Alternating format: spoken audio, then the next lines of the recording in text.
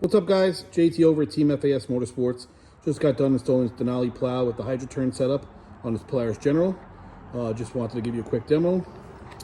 So as you see here, this is the hydraulic unit, electric hydraulic. It replaces these brackets, installs these brackets, and replaces your manual turn lever here, the spring-loaded one. You run your wire up, connects to the bus bar up here, and then go ahead and show you inside the cab.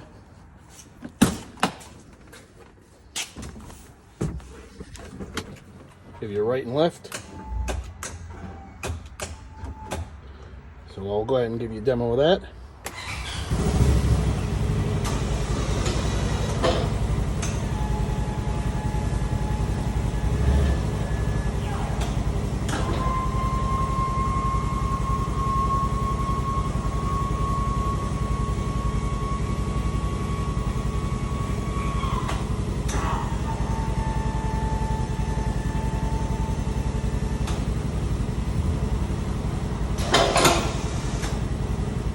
Okay, so that's a quick little demo of the Polaris General here with the Hydroturn setup from Denali, along with their 72-inch plow.